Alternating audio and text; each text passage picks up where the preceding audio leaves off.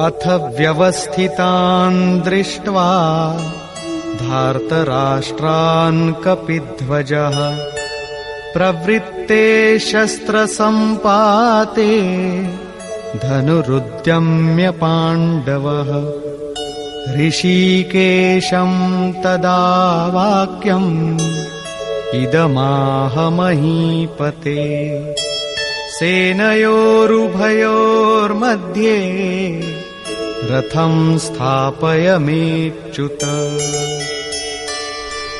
संयम रूपी संजय ने अज्ञान से आवृत मन को समझाया कि हे राजन, उसके उपरांत कपिध्वजः वैराग्य रूपी हनुमान, वैराग्य ही ध्वज है जिसका, ध्वज राष्ट्र का प्रतीक माना जाता है। कुछ लोग कहते हैं ध्वजा चंचल थी इसलिए कपिध्वज कहा गया, किंतु नहीं, यहां कपि साधारण बंदर नहीं, स्वयं हनुमान थे जिन्होंने मान अपमान का हनन किया था। सममान निरादर आदरहीन। प्रकृति की देखी सुनी वस्तुओं से, विषयों से राग का त्याग ही वैराग्य है।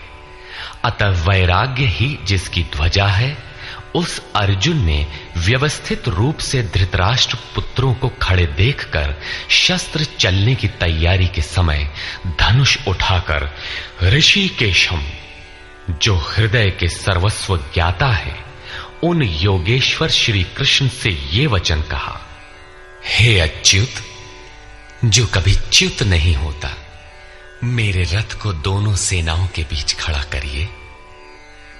यहां सारथी को दिया गया आदेश नहीं, इष्ट सद्गुरु से की गई प्रार्थना है, किस लिए खड़ा करें?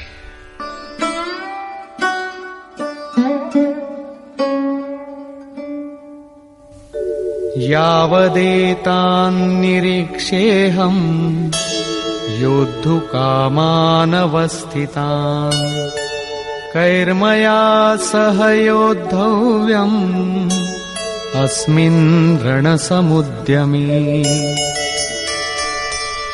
जब तक मैं इन स्थित हुए युद्ध की कामना वालों को अच्छी प्रकार देख न लूं कि इस युद्ध के उद्योग में मुझे किन किन के साथ युद्ध करना योग्य है, इस युद्ध व्यापार में मुझे किन किन के साथ युद्ध करना है।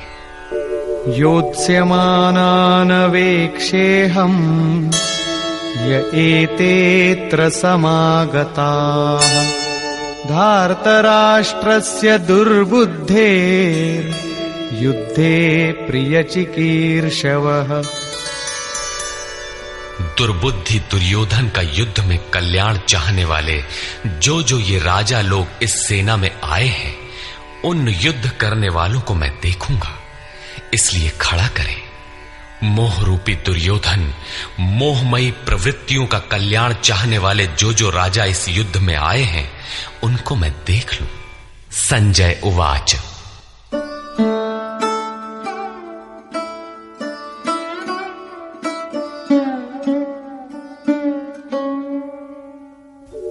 एवमुक्तो ऋषिकेशो गुडाकेशेन भारत सेनयोरुभयोर्मध्ये स्थापयित्वा रथोत्तमम् भीष्मद्रोणप्रमुखतः सर्वेषां च महीक्षिताम् उवाच पार्थ पश्यैतान् समवेतान् कुरुनीति।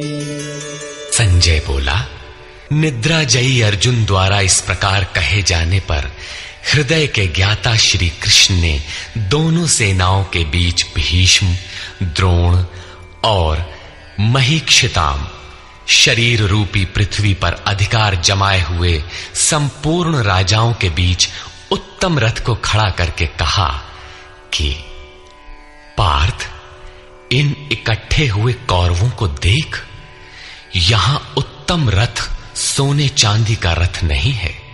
संसार में उत्तम की परिभाषा नश्वर शरीर के प्रति अनुकूलता प्रतिकूलता से की जाती है। ये परिभाषा अपूर्ण है। जो हमारे आत्मा हमारे स्वरूप का सदैव साथ दे, वही उत्तम है, जिसके पीछे अनुत्तम मलिनता न हो। तत्रापश्यत् स्थितान् पार्थः पितॄनथ पितामहान् आचार्यान् मातुलान् भ्रातॄन् पुत्रान् पौत्रान् सखींस्तथा श्वशुरान् सुहृदश्चैव सेनयोरुभयोरपि। इसके उपरांत अचूक लक्ष्य वाले पार्थिव शरीर को रथ बनाने वाले पार्थ ने उन दोनों सेनाओं में स्थित पिता के भाइयों को, पितामहों को, आचार्यों को, मामाओं को, भाइयों को, पुत्रों को, पौत्रों को, मित्रों को, श्वसुरों को और सुहृदों को देखा।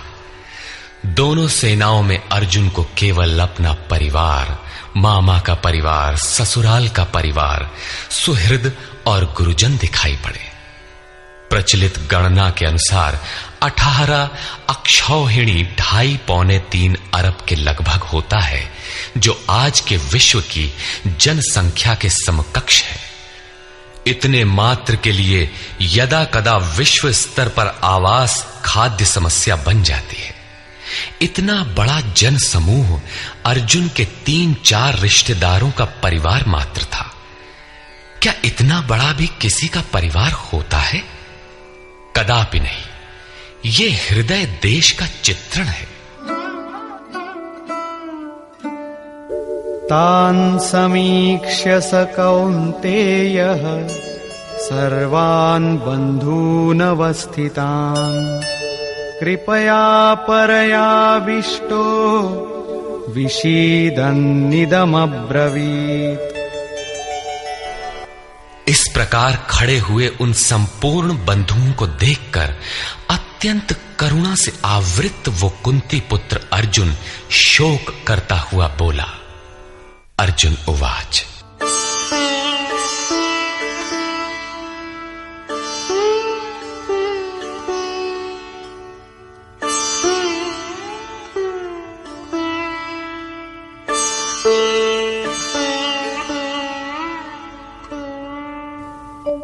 दृष्ट्वेमं स्वजनं कृष्ण युयुत्सुं समुपस्थितम् सीदन्ति मम गात्राणि मुखं च परिशुष्यति वेपथुश्च शरीरे मे रोमहर्षश्च जायते।